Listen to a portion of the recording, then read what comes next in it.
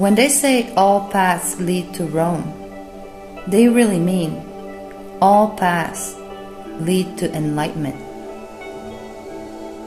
This is our purpose. This is our final destination. And this is for all human beings. This liberation is not outer worldly.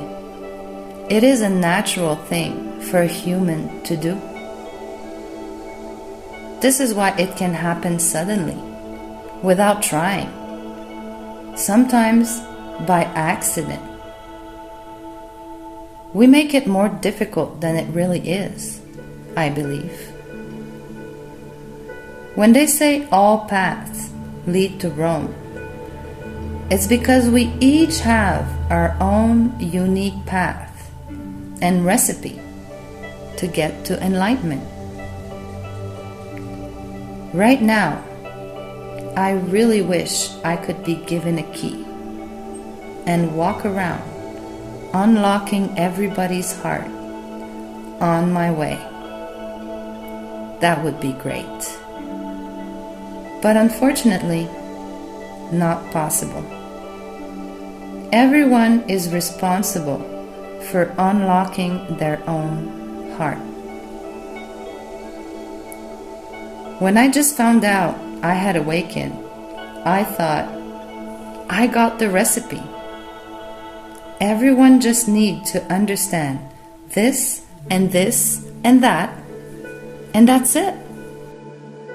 That same day, the message from the Starseeds YouTube channel, this is the channel that walked me through the evolution of my awakening, step by step and day by day, and then disappeared from YouTube after 1 year of guidance. But they were so on point with my situation and my thoughts. This is one good example of this. The same day I thought I had the recipe, the message of the day was, don't go thinking that you got the recipe for everyone to awaken. They said that the way I did it was not going to be the same way for everyone.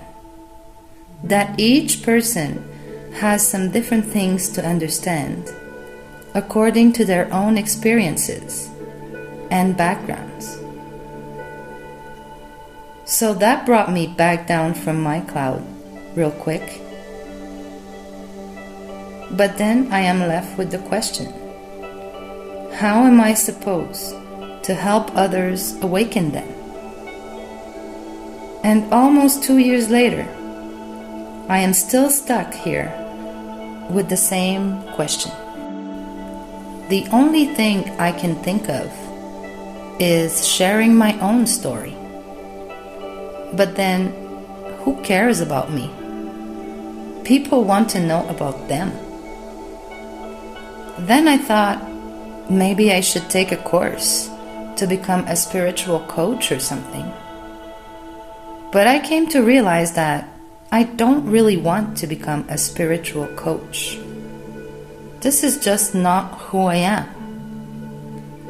I am just an adventurous life wanderer. And I don't read tarot cards either, or channel messages. I actually never was into any spiritual teachings or practices until I had this liberation 2 years ago. And since then, my teachers are just the aliens. But yes, it's true.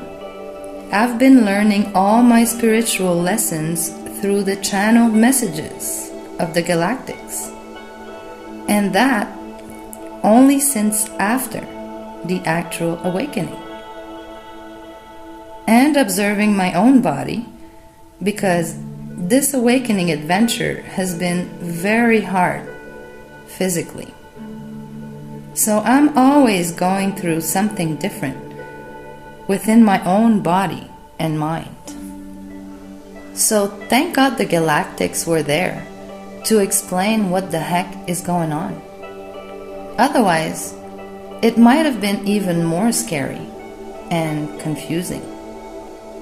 This Starseeds channel and the Great Universe channel for a whole year were there to walk me through the whole dark night of the soul, the physical symptoms, and explaining a whole bunch of other things until they left.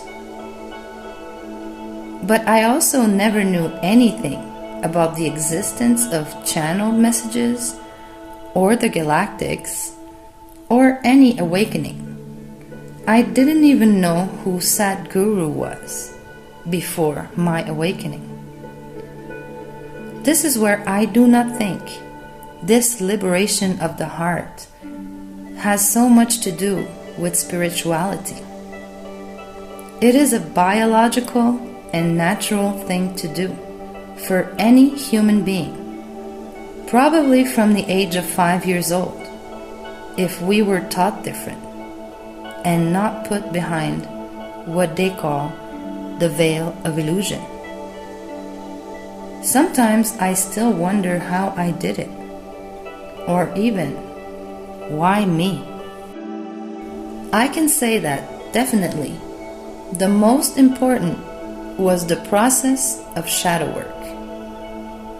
And even that happened like magic, all synchronized and divinely orchestrated on me. By the aliens, apparently. It lasted for an intensive 2 months and a half, up until I finally had the Kundalini awakening, or liberation of the heart, as a result of that, on September 21st, 2022. I can share more on that shadow work, but this is where we each need to face our own shadows. And my shadow work will not be the same, but some of it might. So I'll give it a try soon. I also came to realize that there is a whole bunch of unforgettables, or moments in my life where someone said something or something happened that I never forgotten about. I came to realize that all these little moments that stuck to my mind forever were actually all pieces of the puzzle for this awakening. So that this path of awakening was actually going on all along. I have a whole list of these pieces of the puzzle stories. Some of them might even be what some people refer to as having multiple little awakenings. Moments when you hear or learn or experience something that changes your perspective or somehow changes you or just stays on your mind and you never forget about it. These are all lessons or meaningful experiences or little awakenings. I'll just give one example today and keep the rest of the pieces of puzzle for another video.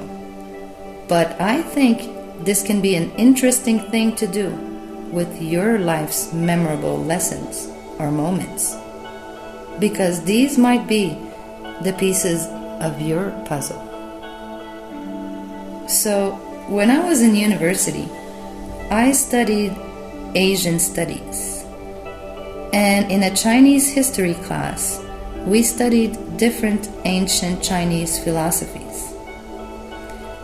So out of this class, or maybe even out of my whole studies, this one thing stood out and stayed with me. It was a question for an exam that we had to memorize. So the question was, define Buddhism in one sentence. The sentence was, life is suffering. The source of suffering is unfulfilled desires. So the only way to not suffer is to not have any desires. And I never forgot that sentence.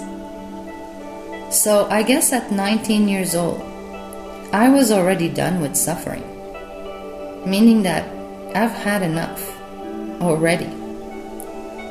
So I guess this is why I kept that in mind for the rest of my life.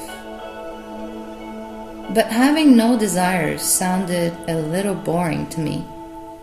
So I came to modify this to, it's okay to have desires, but just don't get attached to the outcome if you don't want to suffer.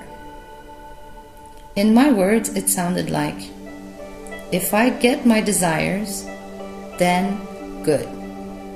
If I don't get it, also good. I just had to keep in mind and accept that I cannot always have what I desire. So I won't suffer from not having all my desires fulfilled. And I applied that throughout my life, trying to not suffer too much. So I realized that this lesson I kept, and wanting to apply it in my life always, that was already pretty awakened of me. So that was definitely one piece of the puzzle.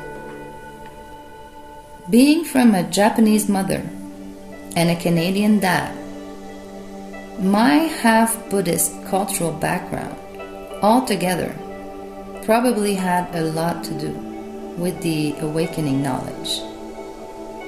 Without being deeply devoted, a lot of it has been in my education and root thinking. This is why one of the first videos of this channel is about a quick overview of the Eightfold Path of Buddhism, because I believe that it's all there.